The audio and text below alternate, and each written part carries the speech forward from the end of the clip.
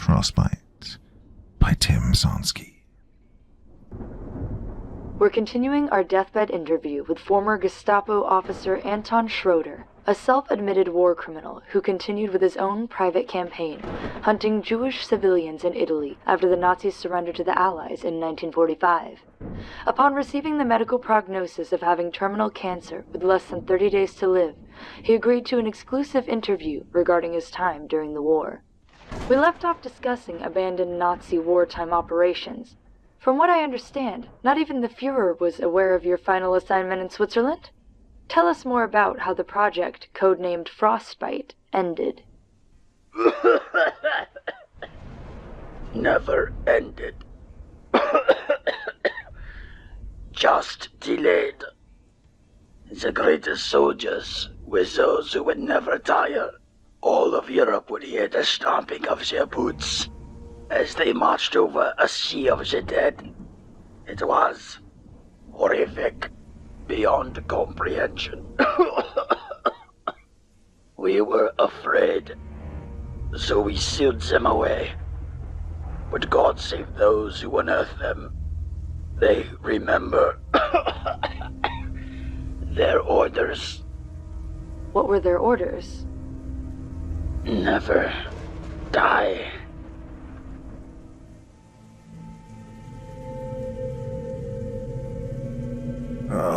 Okay. Where am I? Mikhail thought to himself with genuine befuddlement and mild irritation as he plummeted downwards through the night sky, free-falling like despondent sand within a frozen hourglass. As he fell, the frigid air seemed to tear at his exposed flesh with ice-picked claws, seeking to flame alive before the earth had a chance to break him. He couldn't tell which way was up, nor could he tell how far from the ground he had left. How did I get here? He mused as he frantically struggled to breathe, but his lungs weren't able to draw breath. His hands were unable to locate the rest of him, and his mind was unable to focus on his inevitable doom as he tumbled like space debris through the frozen atmosphere. That didn't seem fair. If his life had to end in such a turbulent fashion, at least he could be allowed the dignity of the lights going out with a clear head. Dying in a state of confusion and panic was how animals died on the highway, after all, and he didn't want to go out like a skittish fawn. His body was suddenly, violently jerked into a vertical position, as his rapid descent slowed considerably as a large canopy exploded open above him like an airbag. Oh, yeah, I was wearing a parachute, he thought, with relief. For the next few seconds he collected his wits and battled with the altitude to yield to him enough oxygen to fill his lungs. Why did I jump? He inquired silently to the darkness around him as he drifted gracefully towards the waiting snow beneath. A thunderous explosion in the distance suddenly illuminated the world around him with a harsh orange blast, and he felt a wave of foul-smelling humid air hit him like a demon sneeze. Ah, that's why, he reasoned as the shift in wind caused by the blast propelled him sideways, away from the crash site. What appeared to be a twin-engine charter plane had just collided into a mountainside not even 2 miles away from where he drifted. As he tried to adjust his position to get a look at the wreckage, he felt a trickle of warm blood leak down his face, navigate through his wiry beard, and drift off the point of his chin. He winced as his hand found the gash above his left ear. He had no recollection of how he'd been blessed with it, but before he could even pause to remember, he heard the rumble of the mountain stirring beneath the smoldering plane remnants. A moment later, he felt, more than heard, the vibration echoing from the slopes. The wall of snow that decorated the rock face like powdered sugar was collapsing. The roar of an avalanche, one of nature's worst indicators that she was displeased and out for blood, reverberated across the land and sky alike. The ground beneath him was becoming a fury of rampaging snow, and his reliable yet unsympathetic parachute continued to gently guide him downwards, as if to feed him to it.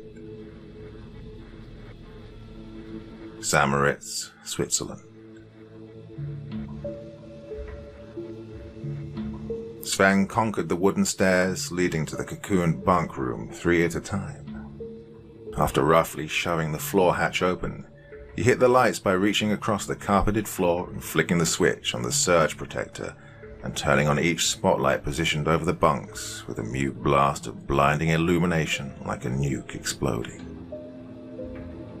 He climbed into the room and began banging on the Chinese gong sitting on the chest of drawers beside the tiny statue of Snoopy asleep atop his doghouse. Everyone up! Sven called in his booming German foghorn of a voice that seemed to make the building's foundation quake resentfully. We've got the condor down! Move it! From each of the bunks, a disheveled heap of human misery unfolded themselves from under the blankets and reluctantly made their way into a world of responsibility and urgency. Theo was the first to fully resurrect himself. He slid his glasses up over the bridge of his nose and immediately opened his wardrobe. How long ago? He asked, without breaking stride. Less than 10 minutes. Sven was already halfway back down through the hatch. Passenger plane. No word on how many occupants. Everyone be downstairs in 5. We have lives to save. Dominic, Killian and Galen all shambled towards their respective lockers, wearing expressions like newborn sea turtles, discombobulated at how rapidly the world around them had changed, but nevertheless determined in their effort to reach the sea. Galen slapped a nicotine patch on his arm before he even located his pants, and then tossed a slipper in the direction of the only bunk that had a modesty curtain shielding it. You up, Rapunzel? He called out with a yawn. The curtain was wrenched back with indignation as a young woman with a lean, athletic build finished adjusting her sports bra and glared at them through her short nest of tousled hair. I'm more erect than you'll ever be. Ronya, you charmer. Galen smirked as he buttoned up his shirt. The woman let herself fall forwards onto the carpet and performed 20 rapid push-ups. Unlike the other members of the team who had volunteered to endure rigorous training in order to understand how to survive the frozen tundra of a Swiss winter, Ronya had been forced to do so by necessity. While training for the 2014 Winter Olympics, she and her trainers had been caught in a freak whiteout. With no visibility in any direction and the wind threatening to tear their extremities off, they had become hopelessly lost and had buried themselves deep in the snow at the base of a boulder for shelter, using what limited supplies they had to survive. Unable to build a large enough fire, they'd heated rocks and rotated them in and out of their clothing to stay warm. After 11 days, Ronya was found alive, having survived on roots and a single rabbit that they'd snared. She was the only one in the group who hadn't succumbed to hypothermia. Ronya sprang back to her feet and tied a black bandana around her head. For several years she'd worn her hair very short, but recently had begun allowing to let it flourish again, and dark chocolate locks now fell messily past her ears, kissing the base of her neck, hence why she had earned the nickname Rapunzel. Dominic didn't make eye contact with anyone, but quickly changed into his winter weather gear, prioritizing his arms and hands before the others could catch a glimpse of his bare skin. Not that they didn't already know, but he preferred not to remind them right before they'd travel up into a snow-scarred wasteland where it was easy to dispose of a body.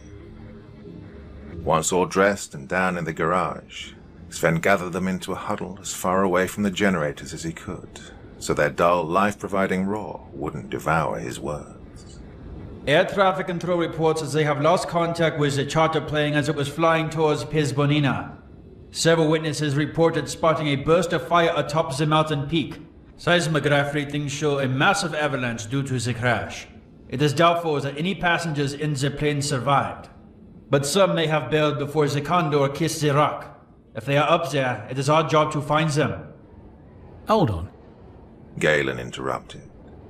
Did you say the peak of Pisbonina? That's the tallest spit of rock in the Alps. The choppers won't be able to fly to that altitude.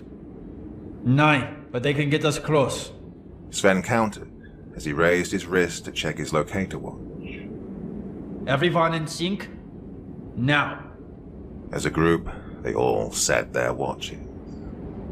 Pisbonina is only 13 kilometers away, and we are the closest response team. Sven continued. It is our job to light the way for the next wave of responders. The chopper will drop us off on the slopes, and we will begin our ascent. We've all lived through the avalanches and the aftermath. We know the precautions. We are best suited for this. If anyone gets separated, activate the locator beacon on the watch, and we will come for you. Sun will be up in 3 hours. Theo added. Check your lights twice. The wind's going to be savage.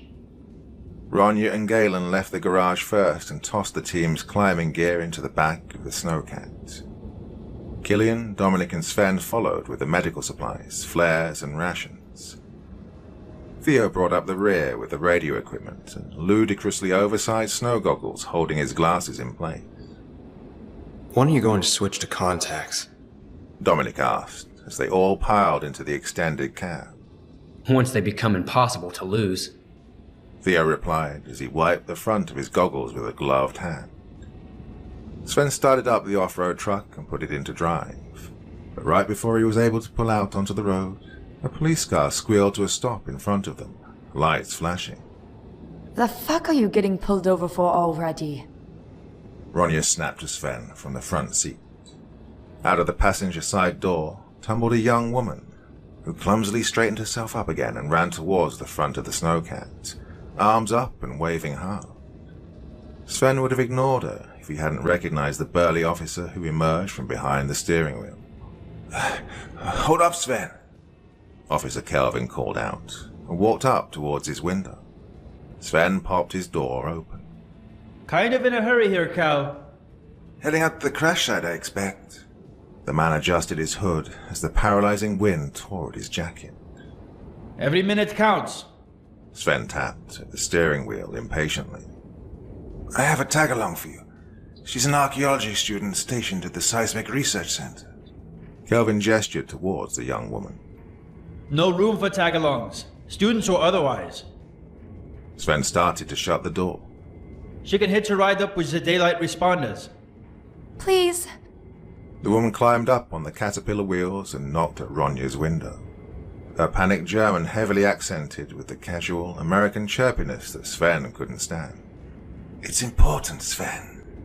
Kelvin placed his hand on the truck's door, preventing him from closing it.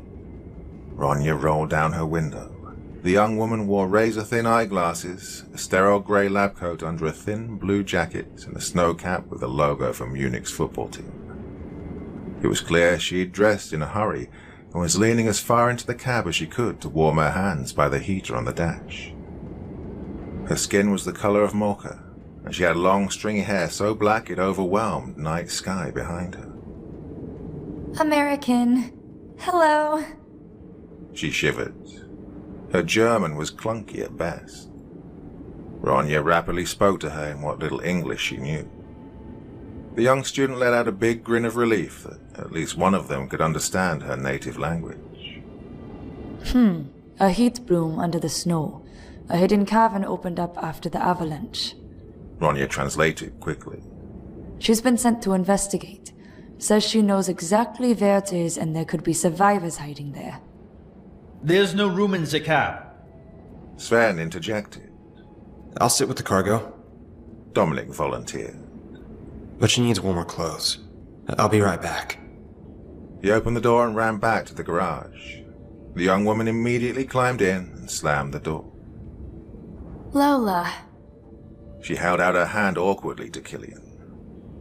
thank you for taking me. She said slowly in German. Sven grit his teeth. Do you have any mountain climbing experience? He looked at her in the rear-view mirror. Some She stammered awkwardly. have climbed Pisbuin.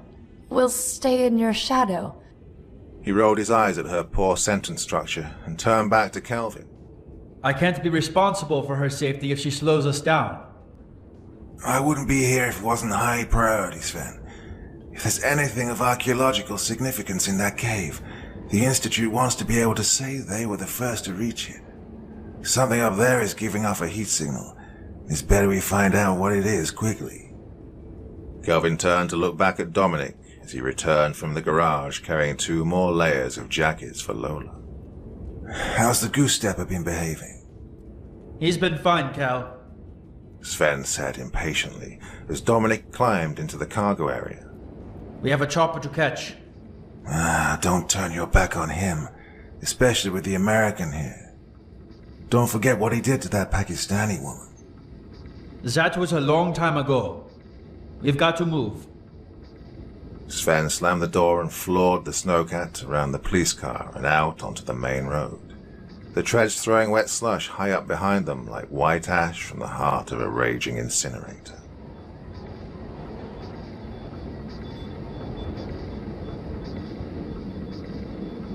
Mikkel tried to lift his head, but quickly decided it wasn't worth the pain. He couldn't tell which way was up anyway. Gingerly, he forced his eyes open. The snow in front of his face was stained every shade of red with his blood, and he could make out some of his own teeth sprinkled throughout the mess like crackers in tomato soup.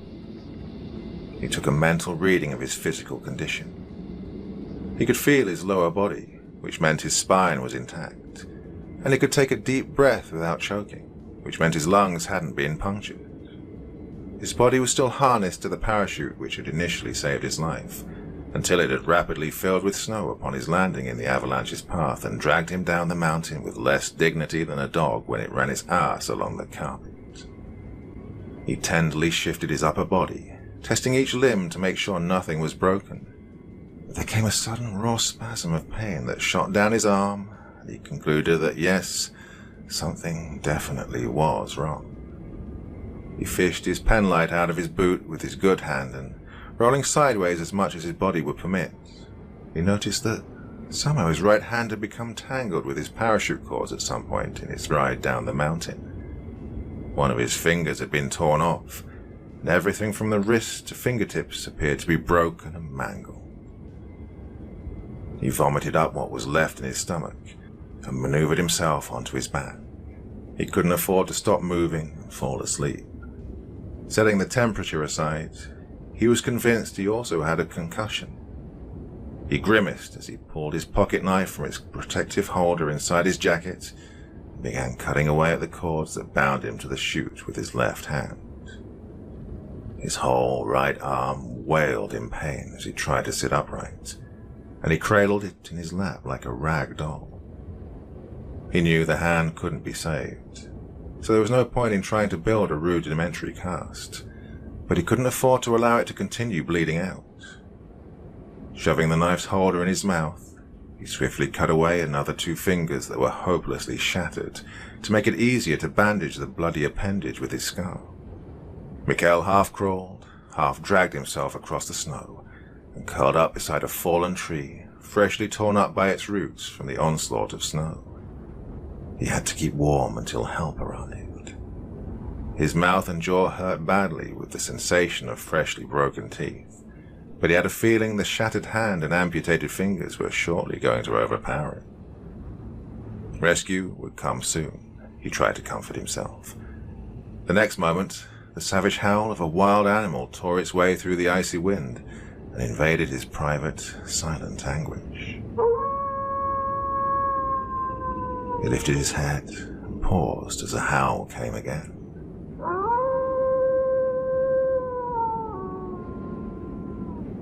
Something had caught the scent of his blood, and he'd be damned if he was going to allow them to locate the source.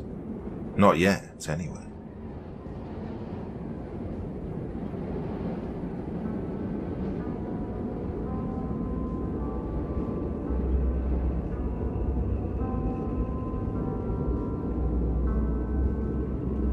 Galen and Ronya forged a path ahead up the treacherous slope through the rocky frozen wasteland that was the shoulder of Pisbernina.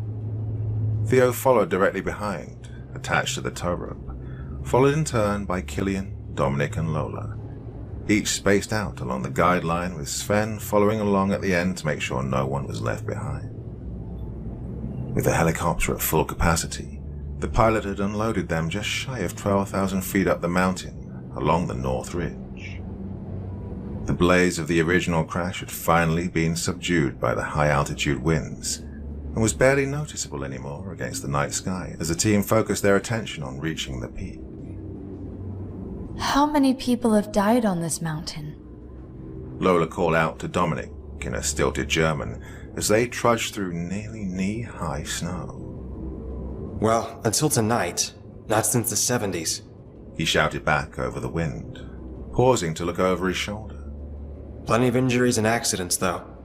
You want real carnage, go to Everest. That entire rock has become one mass grave.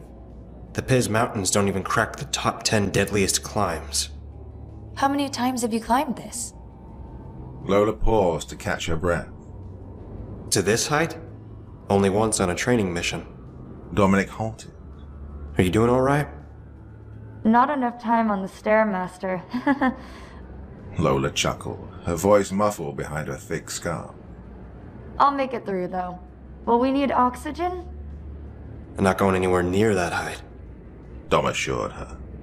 Still, best to make every breath count. The radio crackled in his ear as Ronya and Galen reported a slick patch of bare rock up ahead, and that they'd be altering their course slightly and to watch their footing. Make sure you look where you're stepping. Dominic advised her. Follow in our boot tracks. That way you won't step into a crevice. Step in what? She asked. A crevice. A hole. Dominic adjusted his language. He held out his hand to her as Lola stumbled sideways against the wind. She took hold of his arm and his sleeve slid backwards far enough to reveal his wrist. Dom heard her next question trail off and fade into the icy air as she noticed the Third Reich Eagle tattoo poking out from between his jacket and glove. They paused and stared at each other until the tow rope gave a gentle tug of momentum and got them moving again. I'm reformed. Dominic said quickly. No money for laser removal. Lola didn't answer, but he wasn't sure if it was because his message had got lost in translation or if she was just stunned. I'm not that person anymore. He tried, but before she could respond, Sven appeared behind them. You two are falling behind. We cannot afford to get spaced out. He looked at Lola. How are you holding up? I'm okay. So where's this cave of yours? We're heading in the right direction.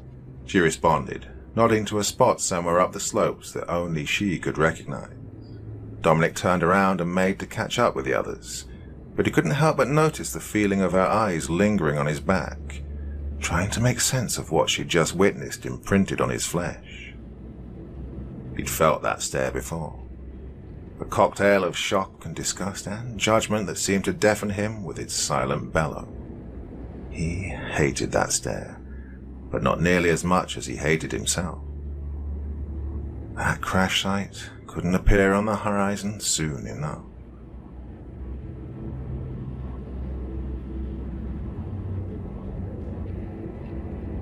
Up at Spear Point, Galen and Ronya trudged stoically forward, choosing their steps delicately, one careful footfall at a time.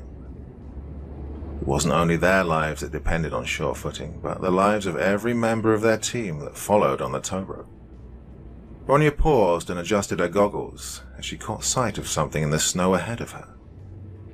You seeing that? She called over to Galen. Even though he was only a few feet away, the wind wouldn't allow them to communicate unless they screamed at each other like they were in marriage counseling. Yes.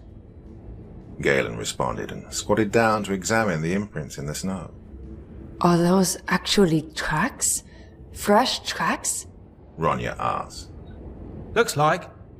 Galen tried to make a rough measurement using his ski pole.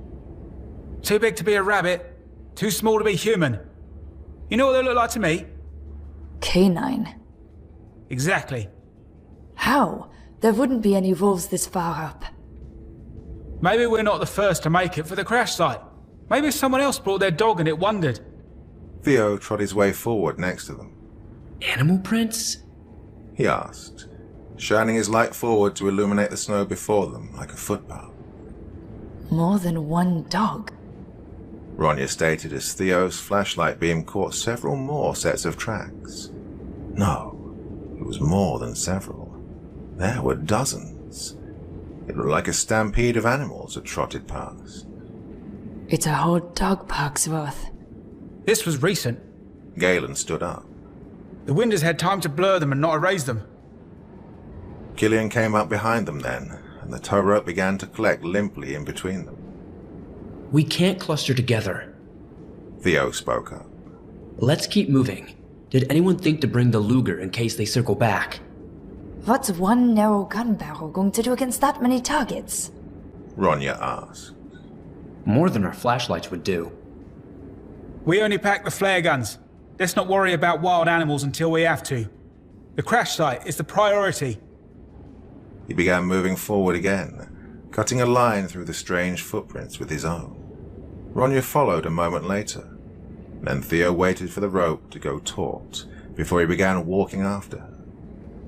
He couldn't be certain of what exactly those sounds were that echoed somewhere off the mountain and were diluted by the wind's fury, but he could have sworn he heard barking close by.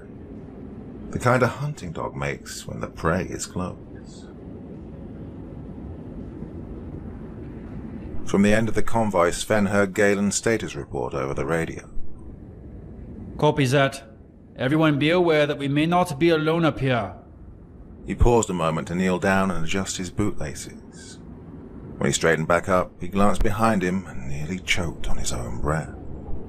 At the haze at the edge of his flashlight beam, following in their tracks, he thought he'd spotted a figure silently stalking them. He called out and waved the beam around, trying to signal the stranger behind them, in case they were a passenger from the plane crash. There was no response. Inside his head, he had a brief moment of indecision. Someone could be back there. Perhaps they'd collapsed in the snow. The doubts within him struggled, but wouldn't die. He was sure he'd seen something, but if he hadn't, he could risk making the whole party backtrack. Lola, Dom, I'm hanging back for a moment. I'll let out more play in the rope. Copy. Dom responded. Shrugging off the remaining tow rope slack, he carefully made his way back a few steps the way he'd come. His light couldn't find anyone unconscious in the snow, but he did hear a clacking sound faintly, like two bricks being slapped together. He took another few steps forward and shone his light around blindly as the noise paused briefly. There were a few moments of silence, and then the sound was directly behind him. He would have turned to examine the source, but he didn't get the chance. His flashlight had been torn from his grip.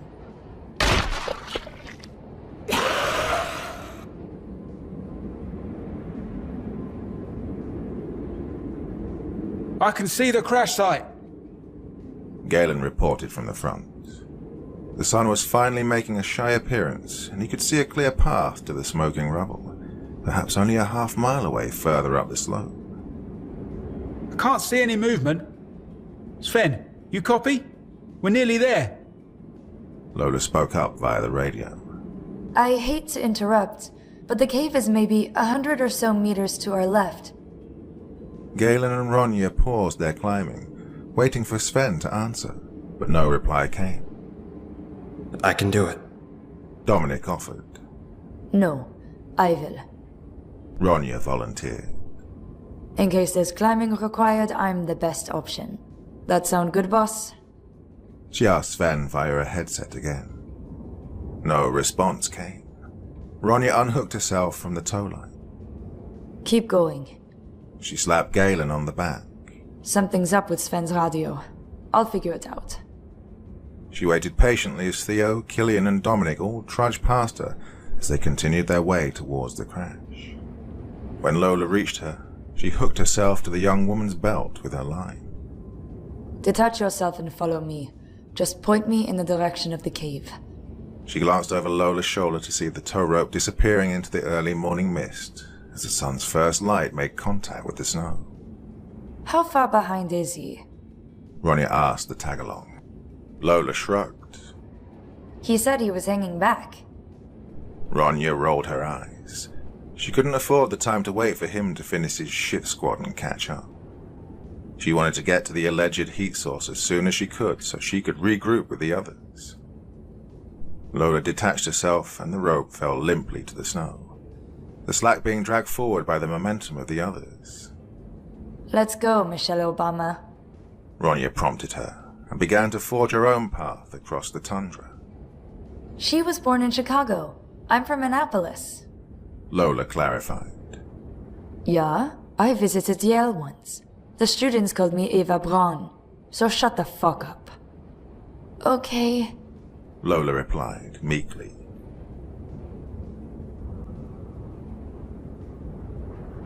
Dominic climbed up onto the shelf of rock and Killian helped him to his feet. Nearly there. Galen reported.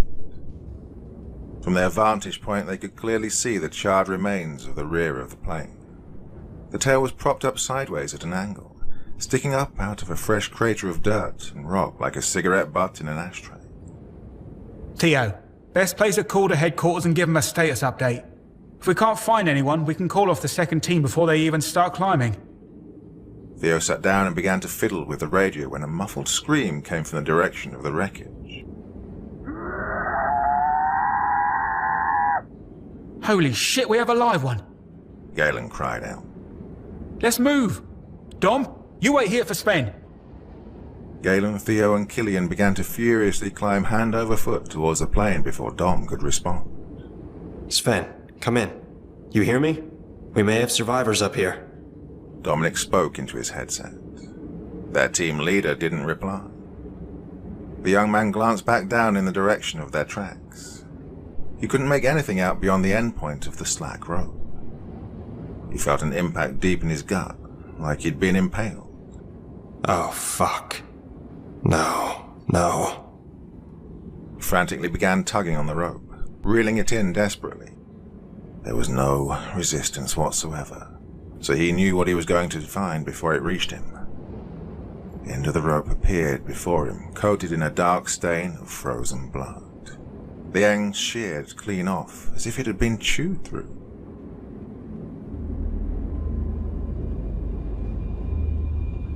Galen and the others reached the husk of the private plane, and Killian immediately lit a flare. Hello? St. Moritz Mountain Rescue. Can anyone hear me? Theo wandered the long way around the plane. After ducking under one of the wings, he noticed a charred figure several feet away in the snow. He made his way towards it and covered his face as the stench of burning meat assaulted him. The corpse had no doubt been a member of the flight crew. After the plane had struck, it was clear he had tried to drag himself away from the fuselage, but had become engulfed in flame and succumbed.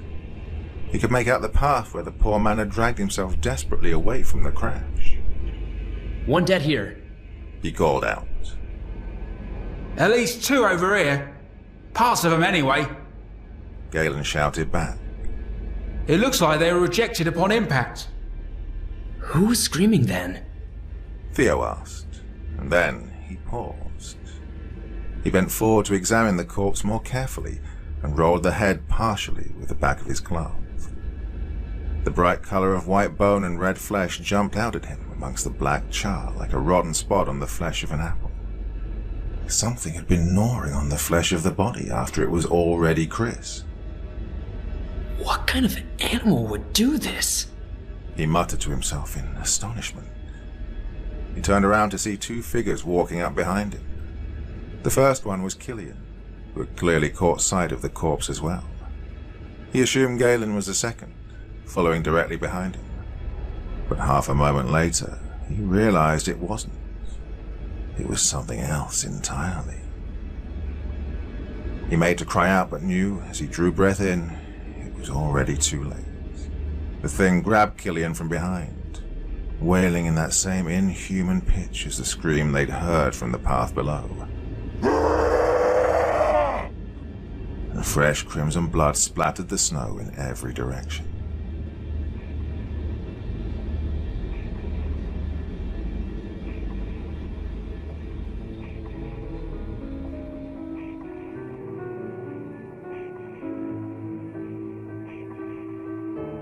Fascinating. Lola's voice echoed as she carefully stepped over the lip of collapsed rock and snow and entered the cave. She lit her flashlight and grinned from ear to ear. Look! She shrieked in pure, unblemished joy and excitement. What? Ronya asked as she stepped into the cavern behind the younger woman. It wasn't the sensation of a warm breeze that made her gasp. It wasn't even the sound of a distant generator running. It was the sheer size of the thing that sat before them. Her jaw fell open, and for several seconds she couldn't find the words to convey the maelstrom of emotions that were tearing through her conscious thoughts. It's incredible! Lola cried out as she approached the massive thing and removed her glove to place the back of her fingers gingerly on the metal exterior. What is it? A submarine? Ronya tore her goggles off her face, as if they were in some way responsible for creating what they'd found. The thing in front of them certainly resembled a submarine in shape and size. It was a long cylindrical tube, but unlike a submarine, it had no platform sail resting anywhere upon its roof, no signs of any periscopes or radio antennae, and after shining a light as far back into the cave as she could, no rudders or propeller.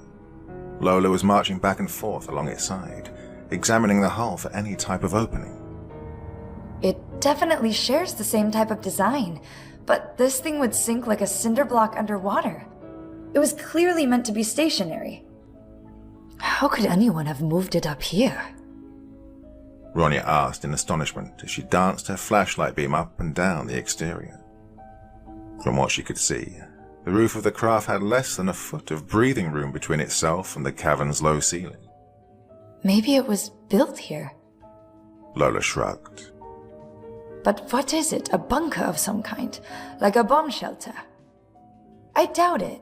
You don't assemble a bomb shelter high up a mountain where fighters can target it easily. This looks like it was meant to keep something inside.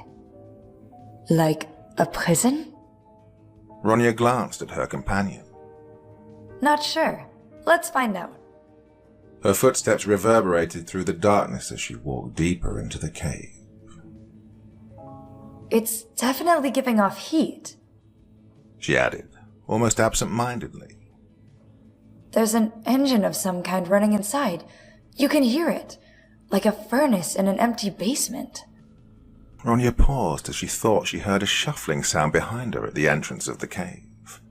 She turned around to examine the path they'd followed in. Do you see an entrance anywhere? She asked Lola cautiously as she scanned her flashlight beam back out across the snow. Yes! Lola called back in excitement. There's a hatch here, but I don't see a way to open it. Try. Ronya stated bluntly, suddenly backing away from the entrance as her light reflected several sets of glowing eyes staring at the women out in the frozen air. Why? What's wrong? Lola paused and glanced back over to the mountaineer, and her breath caught in her throat as several nightmarish, ravenous dogs steadily advanced on them, fangs bared. Her first impression of them was that they had all been furiously fighting with each other and were about to collapse. Their fur was falling off the flesh of their insides, like they were shedding their skin, and some of them had exposed bone visible through the open sores on their hides. One was dragging its entrails behind itself, as though it was a discarded leash. The fuck? Ronya pulled out her flare gun. Get it open! She called over her shoulder. Lola grabbed at the hatch and tried to force it open, but she didn't know if it opened upwards or downwards, and she had no idea where to concentrate her strength. She frantically began pounding at it with her fists as the skeletal canine monsters advanced on them. Then, without warning, the hatch swung open and downwards, revealing a short set of stairs.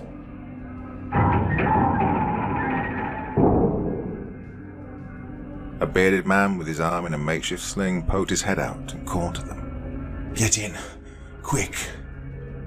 Lola sprinted up the stairs and into the metal bunker, as Ronya fired a flare directly into the open maw of the nearest dog and shot after her. As fire began to erupt from beneath its teeth, it sprang at her, its claws raking at the back of her jacket as she shot up the ramp, and the stranger hurled a length of pipe at the animal. He slammed his fist against a control panel, and the hatch retracted itself, wailing and squeaking like an ancient elevator.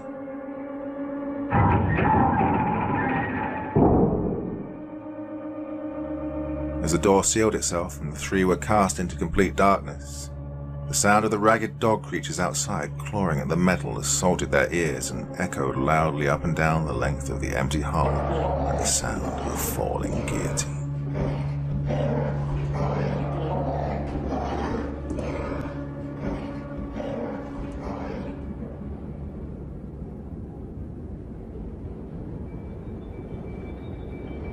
Theo and Galen shot down the side of the mountain and nearly collided with Dominic as he tried to explain that Sven was gone. Run! Galen screamed as the three figures appeared above them, staring down towards them with the eyes of three enraged Old Testament gods. Holy shit! Dominic wailed as he dropped the rope and sprinted after his friends. Where's Killian? Fucking run! Galen shouted back as he half-dragged, half-carried Theo. Dominic put all his effort into running downwards through the close to knee-deep snow without losing his balance. The figures he'd just seen, had they even been human? He'd seen more humanity in the eyes of scavengers tearing up roadkill on the side of the highway.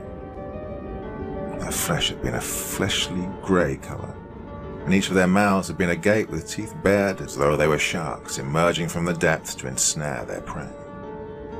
Their uniforms had been solid black, except for the middle figure, who appeared to have been splattered with a blood-red colour as well, from its nose down past its chest. It was at that point Dominic noticed the faint spots of blood in the snow in front of him, being shed by the fleeing Theo, who was clinging to a wound on his arm as he staggered down the mountain, leaning upon Galen for support. Dom didn't pause to turn behind him to check and see if the three spectres were following. He just shed his backpack and continued to plow his way down through the snow as if the mountain was crumbling. He slid sideways when his foot hit a slick stone, and suddenly he was tumbling forward, rolling down the path uncontrollably like a cross-legged skier. He felt himself strike Theo and Galen, and the two lost their balance and collapsed backwards on top of him. Dominic wiped the ice from his eyes and tried to scramble out from underneath his friends. He heard Theo gasp in sudden terror as he blindly tried to find his feet again. Dom froze as another figure appeared in the snow in front of them, trudging up the mountain with its shirt torn open, like the cold had no effect upon it. He felt his stomach seize as he realized this figure too was covered in fresh blood, up and down the length of its forearms and dripping freely down its lower jaw. The figure had no flesh anywhere upon the lower half of its face, and its skeletal jaw clacked like cloven hooves on cobblestones, its eyes wide and blazing with a cold, incurable hatred, as it pounced upon Theo and bit into the young man's face.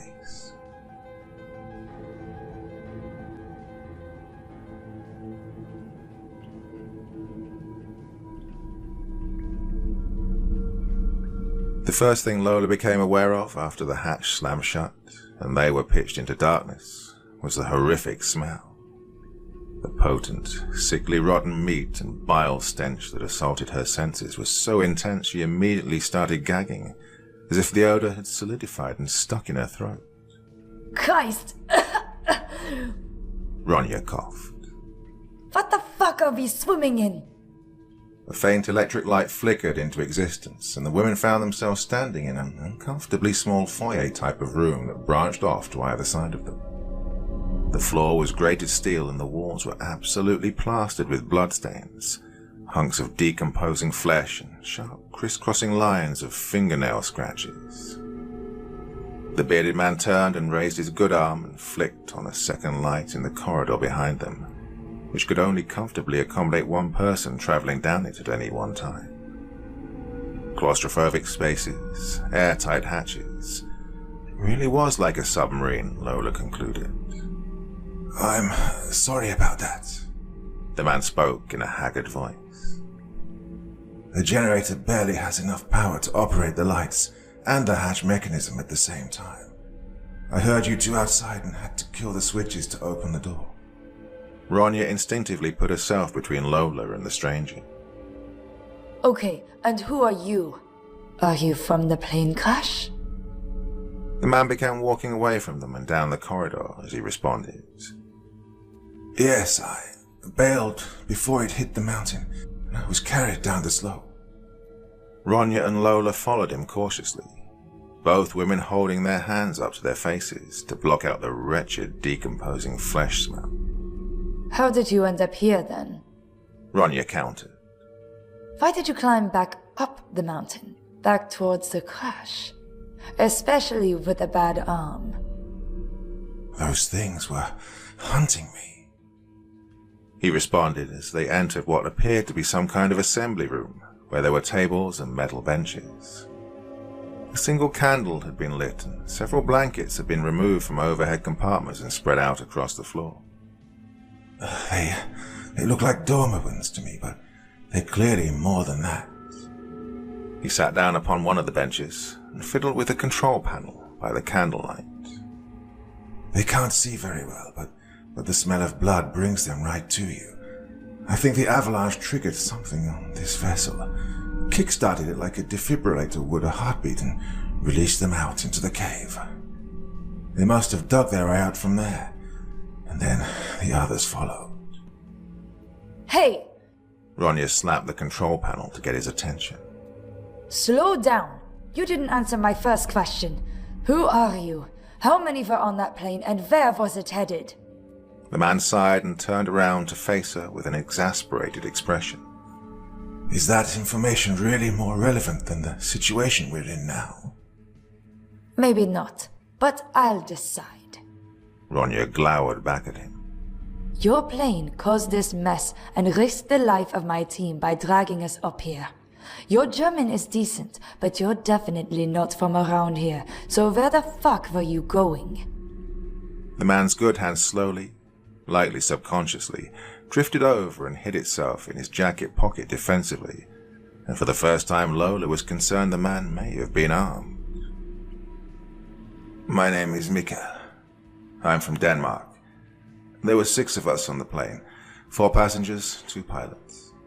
We were flying from Zurich to Edolo to rendezvous with my business partners.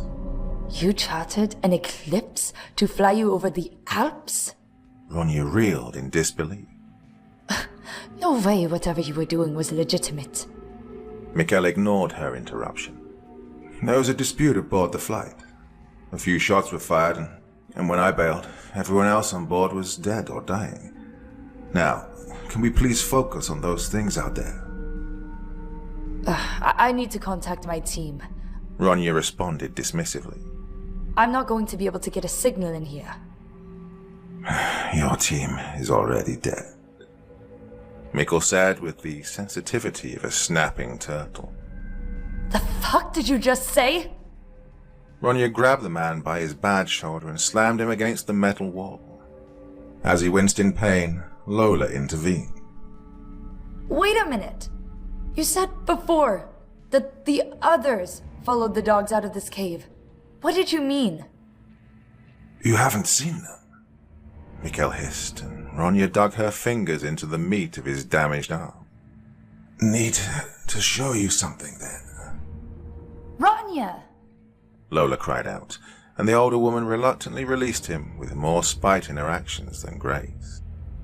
Mikkel carefully stood back up and limped down another corridor, striking up a flare before he was enveloped by the darkness. Holy shit, the stench is even worse down here. Ronya complained as the women followed him. I only saw them from a distance, but they were feeding on the bodies from the wreckage of the plane, tearing into them like turkey legs. I didn't count how many there were. I didn't have time. Lola noticed they'd entered a longer corridor with what appeared to be metal coffins of some sort with glass lids lining the walls on both sides. Most were open, naturally, while several others appeared broken open. Mikkel stopped about halfway down the row and lowered the flare. This is what I saw. Lola screamed and nearly fell backwards as the thing leered up at them.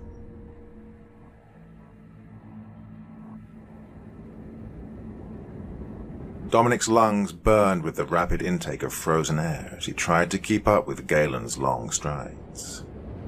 He glanced over his shoulder and made out at least a dozen figures still following, obliterating their tracks with their own steady march.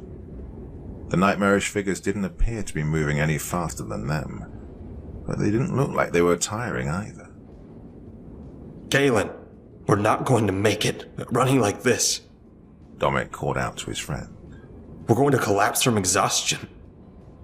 It's best we at least slow down. Galen paused and leaned on his knees for a moment. There's no way to make contact with the base. Theo dropped the radio up at the crash site. If we don't check in soon, the next team will follow us. Dominic looked behind them again and felt his stomach sink further.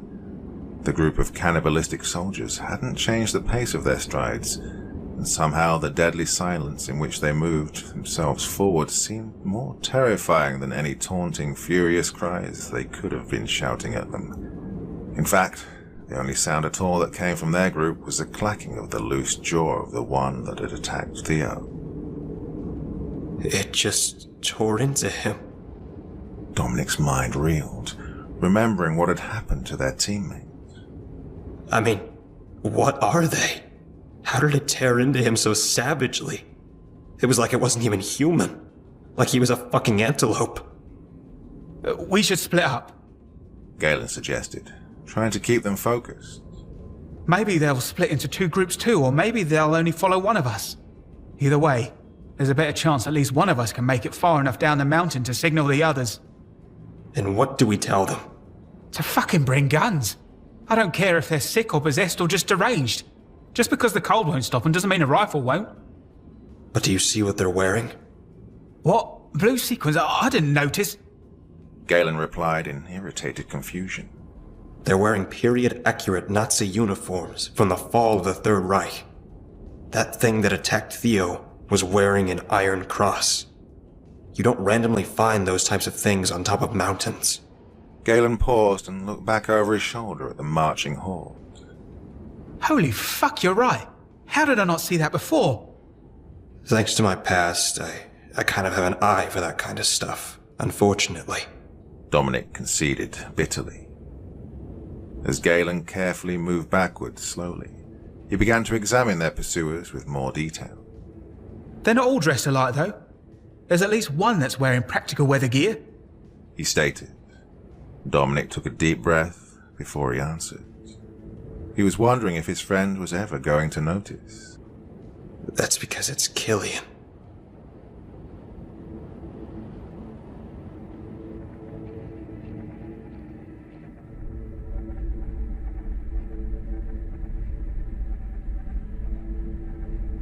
Back in the close quarters of the steel bunker, Ronya and Lola sat on an abandoned cot as the creature continued to thrash in its container across the room. Mikhail leaned against the bulkhead as he interjected his words between the furious screams. A few years ago, there was a tabloid interview with one of the last surviving World War II German officers, Anton Schroeder. He stated that during the final stages of the war, when defeat was imminent, they initiated a contingency plan where soldiers still loyal to the cause could volunteer, in his words, to be immortalized, and to restart the war when the dust had settled. He turned and looked at the figure in the glass cylinder. I doubt this is exactly what was meant to happen, but it seems to validate his story. My guess is that this thing was supposed to incubate the soldiers for a time, placing them in stasis, but something malfunctioned and the power died, and they were released early from their pods. Clearly they've been pacing around inside here for a while, clawing the walls, biting at each other, looking for a way out. When my plane hit, I think the reverberation was enough to kick some lights back on and grease the doors. Bullshit. 50 or so shambling soldiers at the peak of a fucking mountain wouldn't restart another world war in Europe. He implied there were factions scattered in clusters all across the continent. But in this instance, I get the impression 50 would be all they would need. Why? Because the objective wasn't to kill, but to recruit. To grow in number, somehow. Switzerland was neutral during the Second World War. They never let the Nazis cross the border. There's no way in hell they could have infiltrated the country in the numbers required to build this giant thing up here, without the government knowing. Maybe they did. I mean, sure, in concept they remain neutral, but their economy still thrived during the war thanks to all the weapons they were exporting across Europe, including to Germany. And it's no secret that the Swiss and the Germans had a cozy banking relationship. We can save the political arguments for when we're safely off this rock. For now, whatever the reasons, we've got to deal with the rabid Nazis and their equally rabid pets that might not be dead but aren't exactly alive. And do it on our own. There's no help coming. Why? Because we were the help. Ronya stood up and stretched. Ugh, I'm done talking. Time to kick some ass. The rest of my team is still alive out there, and I plan on getting them to the base safely. She walked past Mikkel and kicked open a storage locker. Hello, beautiful. She smirked as she removed a dusty bolt-action rifle from the cobwebs. If I don't get out of this stench and taste some fresh air soon, I'm going to start clawing at the walls too. Do you know how to use that thing? Lola asked cautiously. Psh, it's a Mauser, not the Hadron Collider. She replied without looking up, expertly loading cartridges into the barrel. How's your aim, Princess Peach? Non-existent. Well, I'm not giving a gun to the guy who had a firefight in the air. It wasn't like that. Mikkel muttered, suddenly looking very tired. Ronya pulled a second rifle out of the locker and handed the loaded one to Lola. Whoa, it's extremely heavy! It's also bolt action. Only carries 5 rounds, so don't shoot unless you know you're going to hit something. If you don't trust yourself to shoot at all, keep close to me and learn how to reload so we can swap when I'm empty. She finished loading the second rifle and raised, expertly lining up her target. Cover your ears. She warned them. She turned and fired a round directly through the glass into the face of the squawking undead thing in the glass casket. The head exploded into a grey and red grimy substance like the insides of a rotten tomato. After the sharp stabbing sensation of the echo faded away, Ronya glanced back at the others. I'm not going to be the lone survivor this time. I'm getting you two off this mountain alive, if it kills us. That's reassuring. Lola winced, her hand still over her ears. Okay, you can hit a stationary target, but those dogs outside aren't exactly going to stop and play dead. Oh, they won't have to. But I'll make them that way all the same. Ronya smirked as she pulled out a second box from the locker.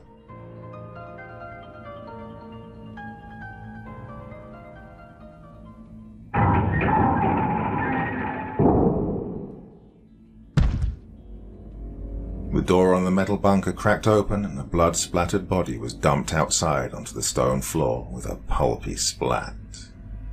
The skeletal hounds made for it, but barely gave the cold, rotted meat a second look, and instead pursued the scent of fresh, warm blood up into the entryway of the fake submarine. The dogs bounded down the narrow corridor, careening off the walls as they chased the figure through the shadows, snarling and striking out with their fangs until a bulkhead door was shut before them, trapping them in. Undeterred, they leapt up at the door, hacking at it with broken teeth, climbing over each other to each have their say in how the steel door should suffer from separating them from their prey. One of the hounds nudged a cylindrical object with its paw, and barely noticed the hissing sound that emitted from it before it exploded, tearing the creatures apart in the small space. Back outside at the nose of the sub, Lola and Mikkel sealed the small emergency hatch as Ronya pulled the pin on a second ancient grenade. Fetch this, motherfuckers. She lobbed the explosive cylinder back inside the cave entrance and slung the rifle over her shoulder, moving quickly to catch up to the other two.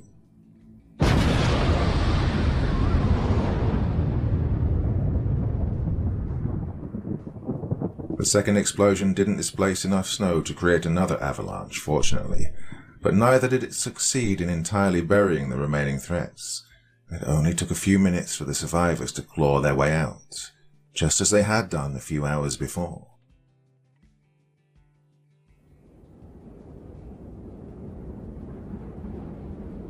How could that be Killian? Galen asked in morbid fascination. I saw them tear into him by the plane. How could he be walking upright? The same way the rest of them can. Dom replied.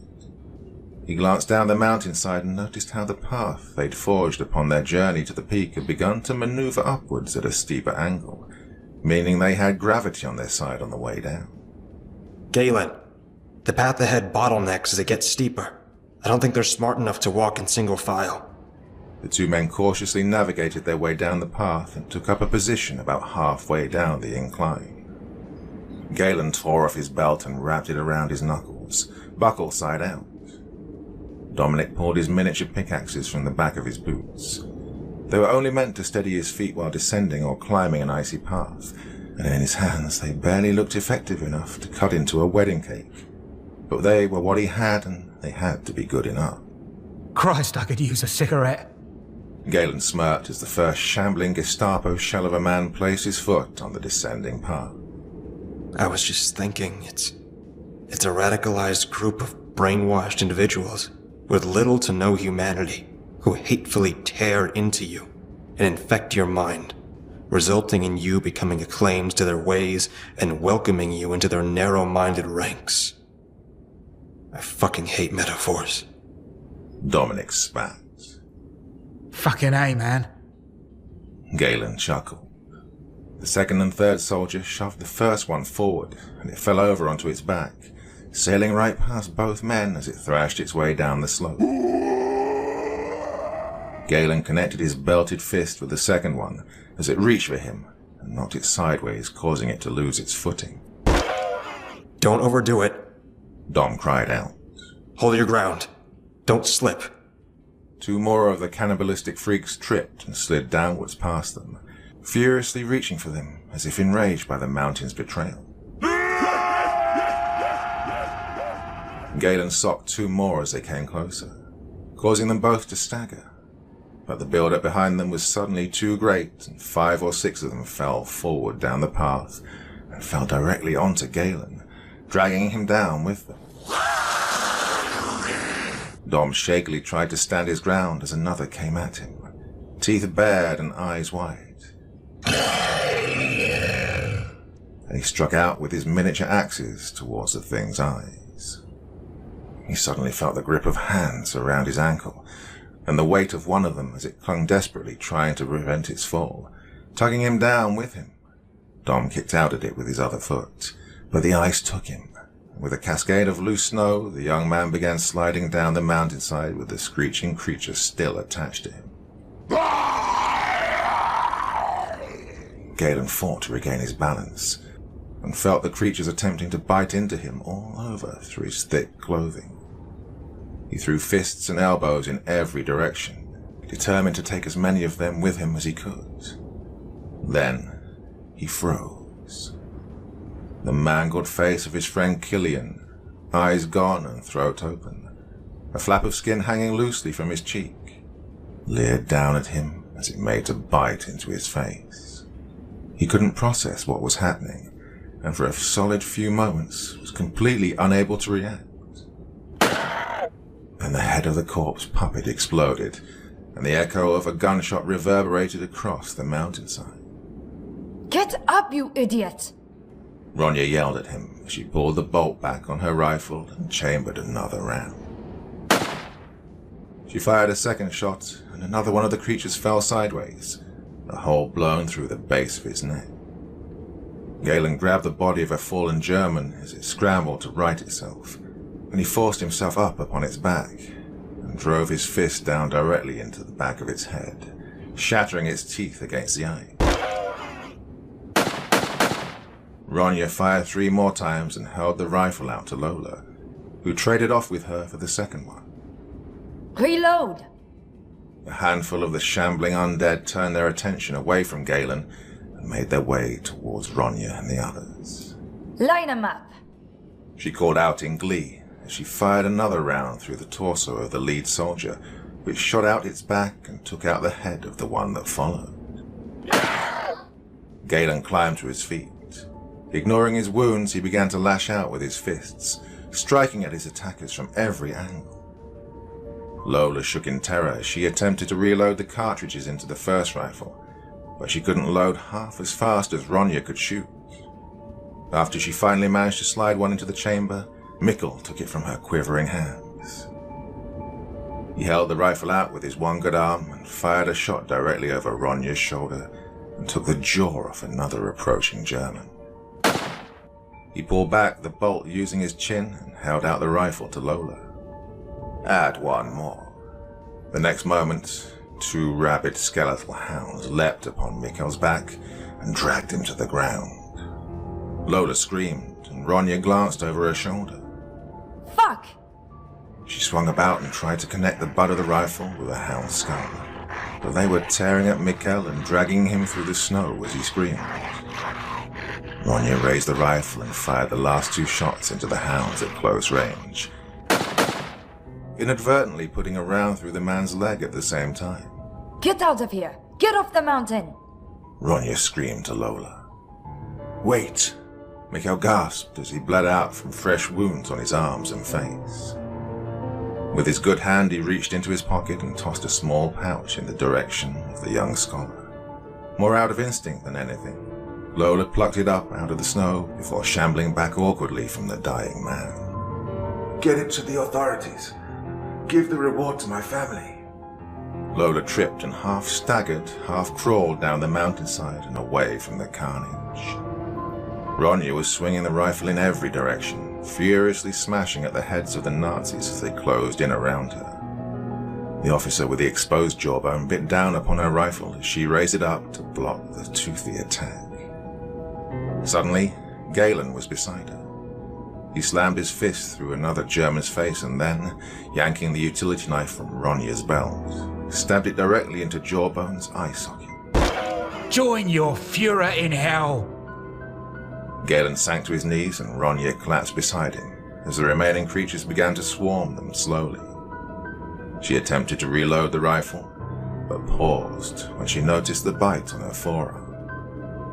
Fuck me with Häagen-Dazs. She muttered as she tossed the rifle aside. I would, but we don't have time. Galen smirked as he put his arm around her. We have time for this.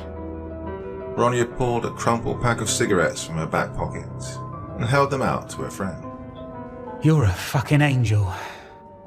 Well, hopefully in a few minutes.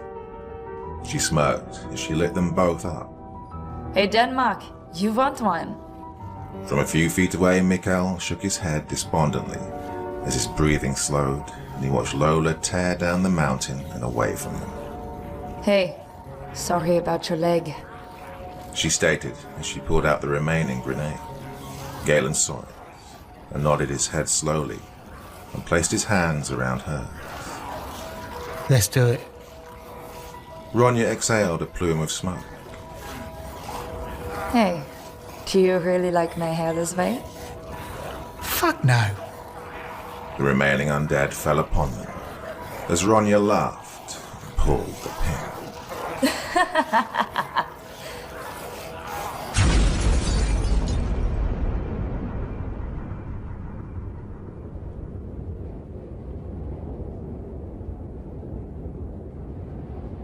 Lola screamed as the blast wave knocked her forward and fresh snow overwhelmed her, carrying her further down the mountain.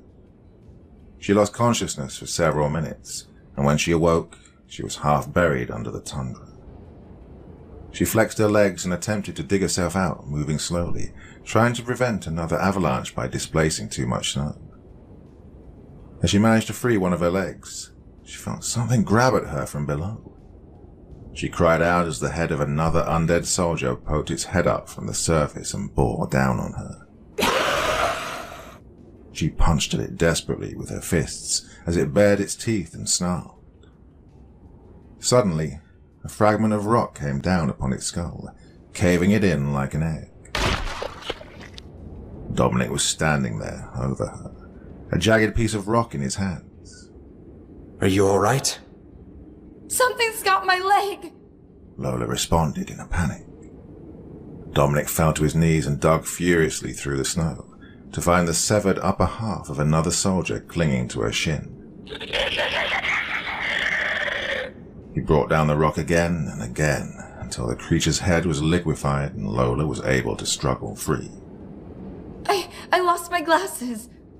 She gasped in frustration and alarm. Dominic helped her up as two more soldiers emerged from further up the slope, breaking through the top layer of snow.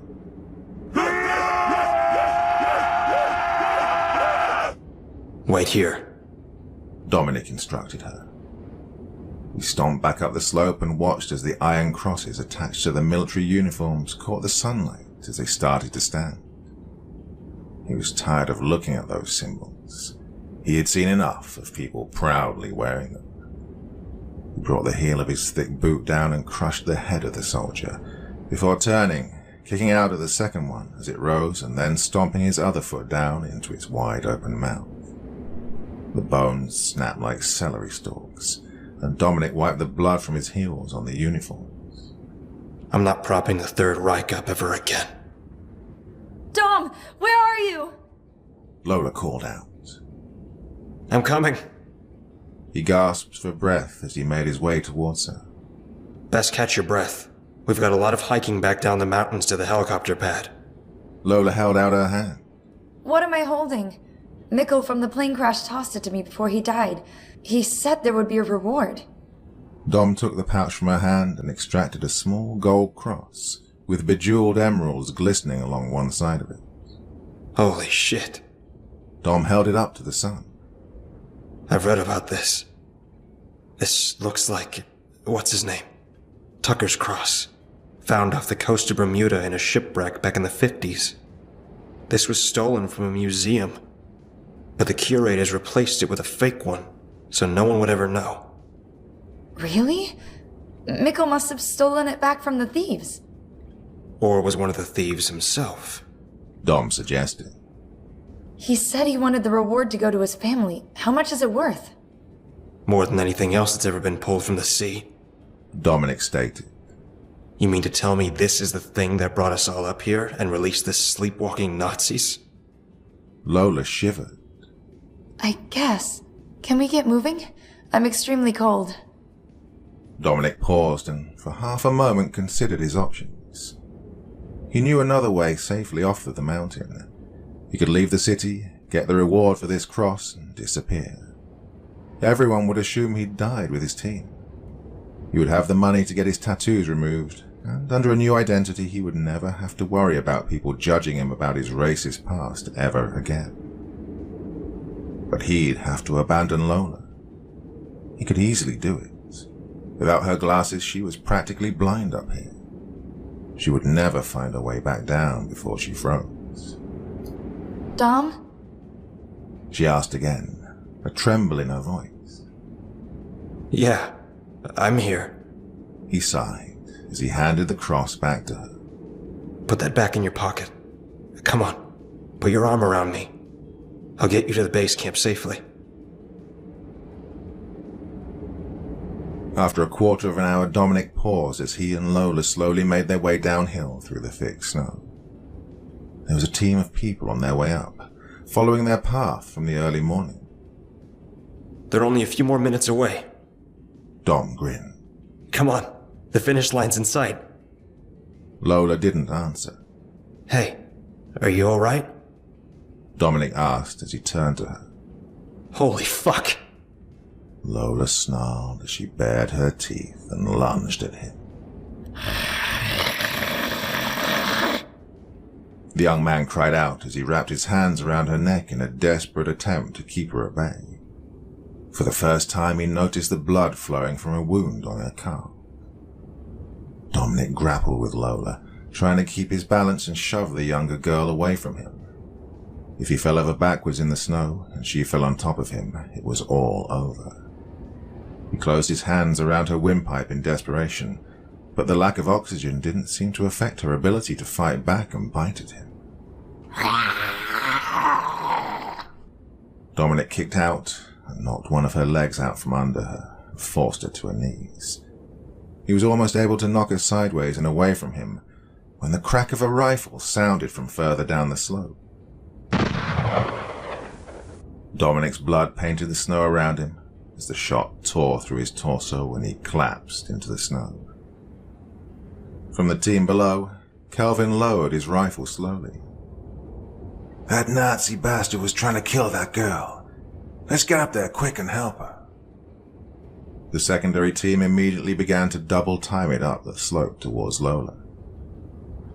The young woman slowly stood back up and sniffed the air, aware of the fresh meat heading in her direction.